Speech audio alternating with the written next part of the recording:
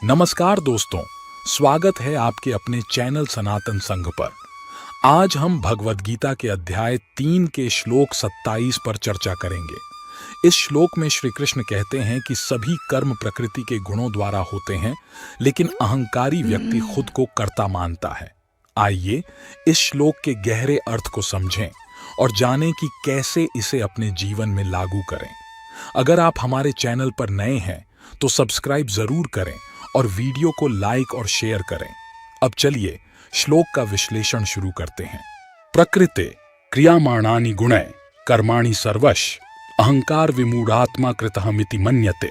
श्री कृष्ण बताते हैं कि सभी कार्य प्रकृति के 3 गुणों द्वारा संपन्न होते हैं, किंतु अज्ञानतावश शरीर के साथ मिथ्या पहचान से मोहित आत्मा स्वयं को कर्ता समझती है।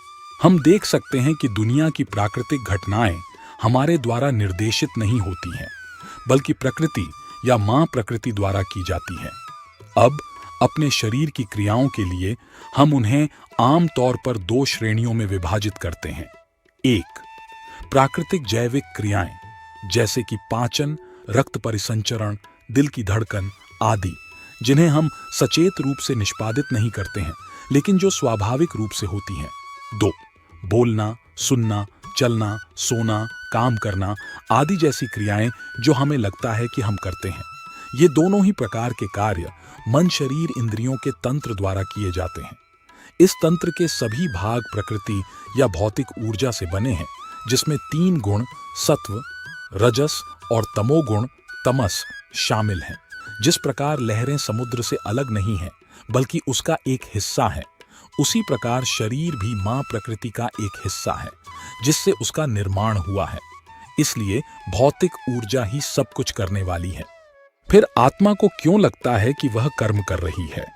इसका कारण यह है कि क्षमा न करने वाले अहंकार की चपेट में आकर आत्मा अपने आप को शरीर के साथ गलत तरीके से पहचान लेती है।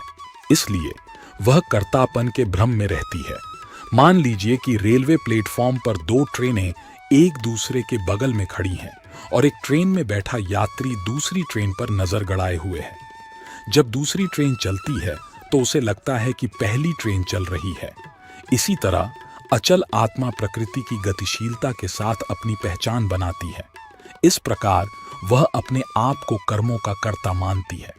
जिस क्षण आत्मा अहंकार को खत्म कर देती है और भगवान की इच्छा के आगे आत्मसमर्पण कर देती है, वह अपने आप को अकर्ता के रूप में महसूस करती है।